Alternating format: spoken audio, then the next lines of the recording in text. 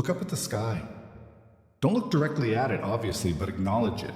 That burning yellow sphere is the absolute ruler of our lives. The sun. It dictates when we wake up, when we sleep, how our food grows, and keeps our planet from freezing into a block of cosmic ice. It is massive, stable, and comfortably warm. It has been our faithful guardian for 4.5 billion years. We take it for granted. We assume it will always be there, unchanged, at least for another 5 billion years, until it naturally expands into a red giant. But the universe is a violent, unpredictable place.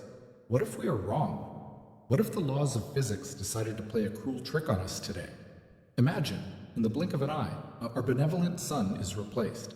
Not by a black hole, we've heard that story before, but by something equally terrifying yet far more complex, a neutron star. This isn't just a story about darkness. This is a story about gravity, radiation, and the most extreme matter in the known universe. What happens to Earth? What happens to you? Let's simulate the ultimate solar apocalypse. To understand the nightmare we are about to unleash, we first need to understand what a neutron star actually is. Because it is not just a small star, it is a corpse. Normally, a star like our sun is a balancing act. Gravity wants to crush it inward, but the nuclear fusion in the core pushes outward. They cancel each other out, keeping the star stable. But when a massive star dies, the fuel runs out. The pushing stops. Gravity wins. Instantly. The core collapses in less than a second. It crunches down so hard that protons and electrons, the building blocks of atoms, are smashed together to form neutrons. Now, let's apply this to our scenario. We are magically compressing our sun. Imagine taking the entire Earth. Now crush it down to the size of a marble. That is the density we are talking about. In our scenario, the sun, with a diameter of nearly 900,000 miles, is instantly crushed into a sphere only about 12 miles wide. 12 miles.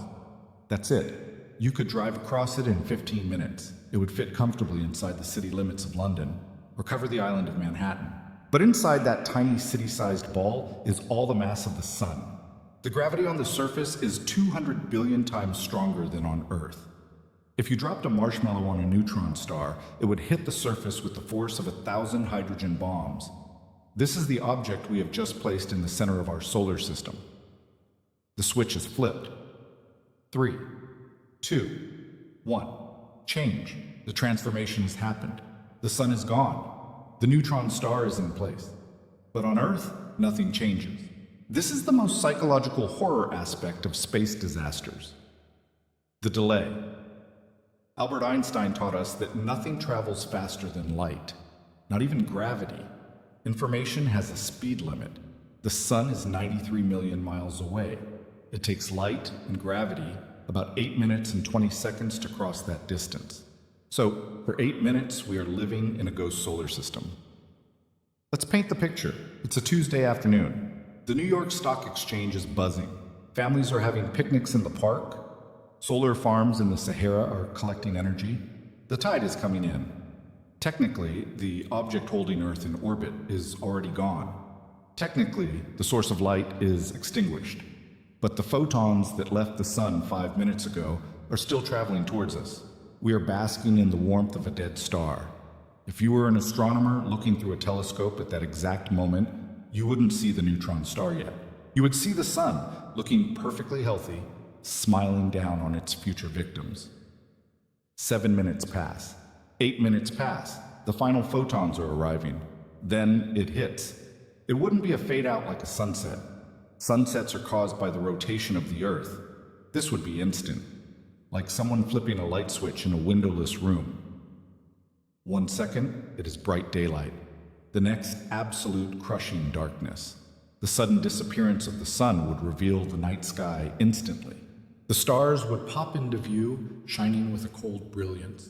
The moon, which shines only by reflecting sunlight, would vanish instantly, becoming a black circle against the black sky.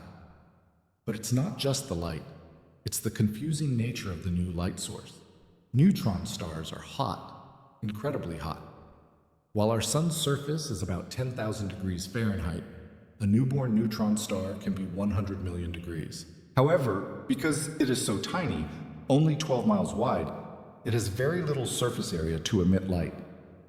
To the naked eye on Earth, the neutron star would look like an incredibly bright pinprick star in the distance, a tiny, angry blue dot. It wouldn't provide daylight, it would just cast ominous, sharp shadows. Now, we face a fork in the road. The fate of humanity depends entirely on the mass of this new star. Let's look at scenario A, the magic scenario. Assume the neutron star has the exact same mass as our old sun. In this case, remarkably, Earth's orbit does not change. We don't fly off into space. We don't get sucked in. Gravity depends on mass and distance. And since neither has changed effectively, we keep orbiting this tiny dark dot. But the heat is gone. This is the snowball Earth scenario. Within the first 24 hours, global temperatures begin to plummet. Without the sun's radiation replenishing the heat, the ground radiates its warmth away into space. Within a week, the average global temperature drops below 0 degrees Fahrenheit. The plants begin to die immediately as photosynthesis stops. The food chain collapses from the bottom up. Within a few months, the ocean surface freezes over. Interestingly, the ice would act as an insulator, keeping the deep water liquid for millions of years warmed by the Earth's own internal core. But on the surface, everything is dead. Eventually, it gets so cold that the atmosphere itself begins to change. At minus 320 degrees Fahrenheit, the nitrogen and oxygen in our air would turn into liquid and then freeze solid. It would literally snow air. The atmosphere would collapse, leaving Earth as a frozen, airless rock orbiting a ghost. But that is the optimistic scenario, because in reality, neutron stars are never the same mass as the Sun. They are heavier, much heavier. Let's look at scenario B, the realistic scenario. A neutron star typically packs the mass of about 1.4 to 2 suns. Let's say our new star is twice as heavy as the Sun. Now, the delicate balance of our orbit is shattered. Gravity is suddenly doubled. Earth would be yanked violently towards the center of the solar system. We wouldn't fall in a straight line. We would enter a steep elliptical orbit. We are diving towards the monster. As we get closer, we encounter a force that sounds like science fiction, but is very real: tidal forces. You know how the moon's gravity pulls on Earth's oceans to create tides? Well, gravity gets stronger the closer you are to the source. As Earth dives toward the neutron star, the side of Earth facing the star is pulled much harder than the side facing away. This differential stretches the planet. At first, we would see megatides, waves miles high sweeping across continents, scrubbing cities off the map. Then, the Earth's crust would begin to crack. Massive earthquakes, magnitude 10, magnitude 11, would ripple across the globe. The ground would liquefy. Volcanoes that have been dormant for eons would erupt simultaneously, choking the sky with ash. We are being stretched like a piece of taffy. As we spiral closer, speeding up to hundreds of thousands of miles per hour, we cross a fatal invisible line, the Roche limit. This is the point where the neutron star's gravity becomes stronger than the gravity holding Earth together. At this moment, the planet is torn apart. It wouldn't be an explosion, it would be a disintegration. The Earth would crumble into billions of rocks, boulders, and dust clouds. Humanity, history, art, biology, all reduced to a stream of debris. This debris wouldn't just fall into the star, it would form an accretion disk. A swirling ring of superheated matter spinning around the neutron star at a fraction of the speed of light. The friction in this disk would heat the remains of our Earth to millions of degrees, causing it to shine brightly in X-rays. In a cruel twist of irony, the remains of our planet would briefly shine brighter than the sun ever did, before being swallowed by the star. Wait, we forgot one thing. Even before the gravity tears us apart, the radiation might finish the job. Neutron stars are magnetic monsters. They have magnetic fields trillions of times stronger than Earth's. These fields trap particles and accelerate them, blasting out twin beams of high-energy radiation from the poles. If the neutron star is spinning, and they can spin hundreds of times per second, it becomes a pulsar. It acts like a lighthouse.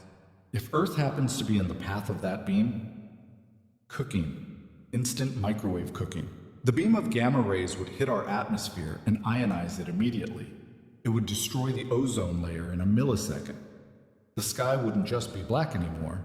It would light up with auroras, northern lights on steroids covering the entire planet, glowing in neon greens, purples, and reds. Beautiful, right?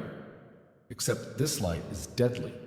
The radiation would sterilize the surface of the planet, breaking down DNA chains in every living organism. We would suffer from acute radiation poisoning before we even had time to freeze or be crushed. Let's get even weirder. What happens inside the neutron star after it eats us? The physics inside are mind-bending. As you go deeper into the star, the pressure forces nuclei into strange shapes. Scientists have actually named these phases after pasta. First, you have gnocchi phase, blobs of neutrons, then spaghetti phase, long rods of matter, then lasagna phase, sheets of neutrons. This is the strongest material in the universe. The nuclear pasta at the core of a neutron star is 10 billion times stronger than steel. If our Earth falls in, we literally become part of this cosmic pasta. It's a strange culinary end to our civilization. It is a terrifying picture, isn't it? Freezing in the dark, being torn apart by gravity, being fried by radiation, or becoming nuclear spaghetti. This thought experiment serves a purpose. It reminds us of the concept of the Goldilocks zone. We usually talk about this zone in terms of distance, not too close to the sun, not too far. But we also live in a Goldilocks type of star system. We are lucky. We orbit a yellow dwarf. It's boring. It's stable. It's predictable. It's not dense enough to crush us, not energetic enough to sterilize us, and not big enough to explode anytime soon. The universe is filled with monsters. Black holes, magnetars, neutron stars. They're fascinating to study from a distance. But you wouldn't want one as a neighbor. So tomorrow morning, when that blinding light hits your bedroom window and wakes you up too early, don't be annoyed. Be grateful. That light is the only reason we aren't freezing in the void or spiraling into a city-sized crusher. Enjoy the warmth while it lasts.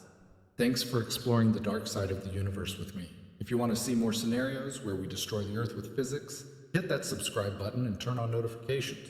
And let me know in the comments. If you had 8 minutes left before the lights went out, what would you do? See you in the next video.